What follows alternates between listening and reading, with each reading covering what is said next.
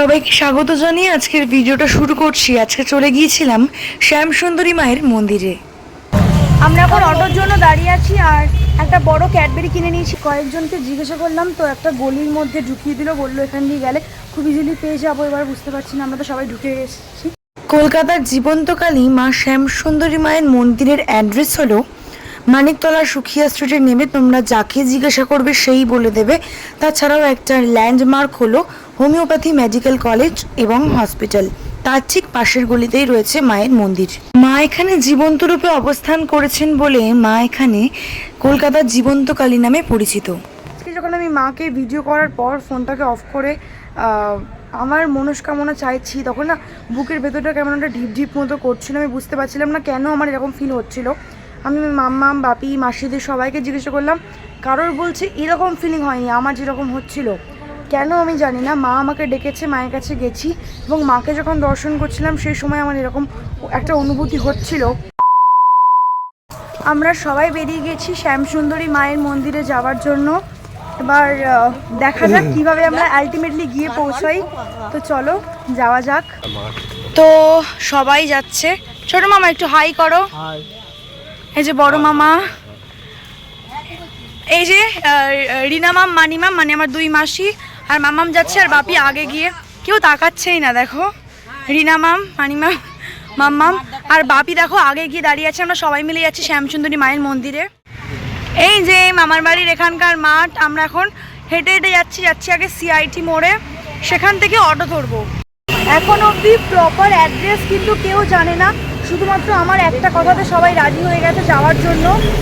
আমার উপর পুরোটা ডিপেন্ড করছে, যে খুঁজে পাওয়াটা পুরোপুরি আমার উপর ডিপেন্ড করছে। এই হলো বেলেঘাটা আইডি হসপিটাল, তোমরা অনেকেই চেনো। তো এর ঠিক পাশেই হলো আমার মামা বাড়ি। ফুল অ্যাড্রেস বলে দিলাম মামার বাড়ি। আমরা এখন অটোর জন্য দাঁড়িয়ে আছি আর একটা বড় ক্যাডবেরি কিনে নিয়েছি 100 টাকা দিয়ে, ডেয়ারি মিল্ক সিল্ক। আমরা এখন অটোর জন্য দাঁড়িয়ে আছি আর একটা বড় ক্যাডবেরি কিনে নিয়েছি 100 টাকা দিয়ে, ডেয়ারি মিল্ক সিল্ক। আগে বলেনি দুটো অটোতে যে আমরা কোথায় নামবো। ফার্স্ট অটোটা চলে গেছে, ওখানে মাম্মাম, মানি মাম রয়েছে, ছোট মামা রয়েছে আর বাপি রয়েছে। রিনা মাম, আমি আর বড় মামা। এটা মানিকতলায় তো আমরা নেমে গেছি। এবার যাচ্ছি সুখিয়া স্ট্রিটের দিকে হেঁটে হেঁটে। সবাইকে জিজ্ঞাসা করে করে যেতে হবে। ওখান দিয়ে যাবে? হ্যাঁ, মেন রোড দিয়ে চলো, তাহলে বুঝতে সুবিধা হবে। দেখা যাক কতটা মা আমাদেরকে ঘোরায় আর কত তাড়াতাড়ি আমরা খুঁজে পাই, সবটাই তোমাদের সাথে শেয়ার করব। তোমরা দেখতে থাকো। এখনো অবধি কিন্তু আমরা জানি না যে কতটা হাঁটতে হবে বা এক্স্যাক্ট মন্দিরের লোকেশনটা কোথায়। মানিকতলায় তো নেমে গেছি। বাপি এখান থেকে মালা নিয়ে আসছে, জবা ফুলের মালা আর নীলকণ্ঠর মালা। কয়েকজনকে জিজ্ঞাসা করলাম তো একটা গলির মধ্যে ঢুকিয়ে দিল, বললো এখান দিয়ে গেলে খুব ইজিলি পেয়ে যাবো। এবার বুঝতে পারছি না, আমরা তো সবাই ঢুকে এসেছি। মামা বাপি আগে যাচ্ছে, বাকিটা পেছনে আসছে। দেখা যাক। আই থিঙ্ক চলে এসছি এক্স্যাক্ট। ফোনে আমি ভিডিওতে, সমস্ত ইউটিউব ভিডিওতে এই জায়গাটাই দেখেছিলাম, এই মেন রোড। এবার বাঁ দিকে দেখতে হবে মেডিকেল কলেজ হসপিটালটা কোথায় রয়েছে, হোমিওপ্যাথি মেডিকেল কলেজ হসপিটাল। এভাবে যে মায়ের মন্দির খুঁজতে খুব কষ্ট হয়েছে তা একেবারেই নয়। আমরা যাকে জিজ্ঞাসা করেছি তারাই বলে দিয়েছি এবং খুব ইজিলি আমরা খুঁজে পেয়ে গেছি। এই যে ল্যান্ডমার্ক হোমিওপ্যাথি মেডিকেল কলেজ এবং হসপিটাল, তার ঠিক পাশের গলিতেই দেখবে এই হচ্ছে মন্দির। শ্যামসুন্দরী মায়ের মন্দিরের গলিতে ঢোকার আগেই দেখবে একটা সন্তোষী মা বজরংবলীর মন্দির রয়েছে। এটাও একটা ল্যান্ডমার্ক হিসেবে ধরতে পারো। আমরা বুঝতে পারিনি যে মায়ের মন্দিরের সামনেই পুজোর সমস্ত সরঞ্জাম বিক্রি হবে, তো সেটা জানতাম না। তাই আমরা আগে ভাগেই সকালবেলা সমস্ত কিছু কিনে রেখেছিলাম, আসার সময় নিয়ে এসছি। মায়ের প্রধান সামগ্রী হলো পুজোর কাঁঠালি কলা, আতপ চাল, জবা ফুলের মালা এবং মাকে যেহেতু 5 বছরের বালিকারূপে পুজো করা হয় সেই জন্য একটা চকলেট। দিয়ে দাও, জুতোটা খোলো। এই তো আমরা মন্দিরে ঢুকে গেছি, মনে হচ্ছে খুব ভিড় হয়েছে না? ঢোকো ঢোকো ঢোকো, সোজা চলো, আসো।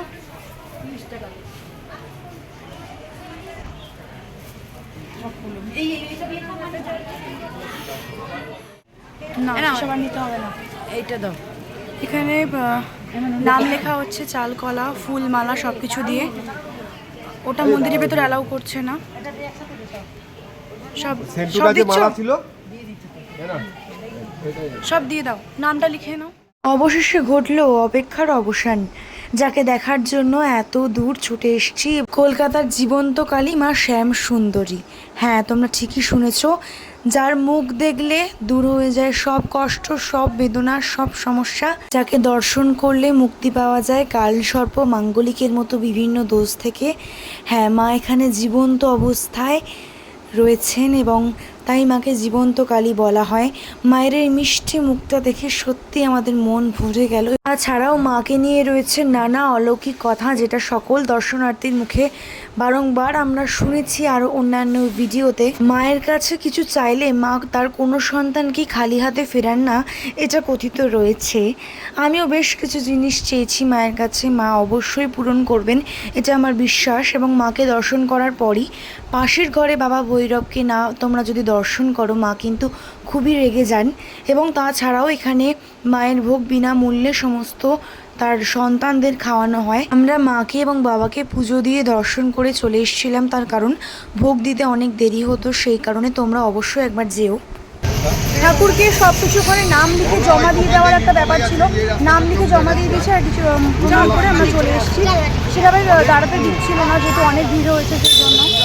সব দর্শন করতে পেরেছি, এটাই অনেক।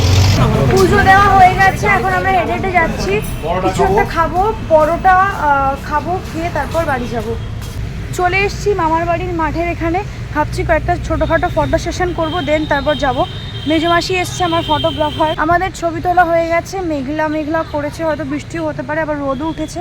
এখন যাচ্ছি বাড়িতে, তো যাই ফ্রেশ হয়ে নি, দেন তোমাদের সাথে একটা এক্সপিরিয়েন্স শেয়ার করবো। চলো, বাড়ি চলেও এসেছি আর খাওয়া দাওয়া হয়ে গেছে। তো যেটা তোমাদের বলার জন্য আজকে এই লাস্ট ক্লিপটা নিচ্ছি। যদি ভিডিওটা ভালো লাগে please do like, comment, share and subscribe. এটা তো তোমরা করবেই সাবস্ক্রাইব। তাছাড়াও তোমাদের সাথে একটা অলৌকিক ঘটনা শেয়ার করি।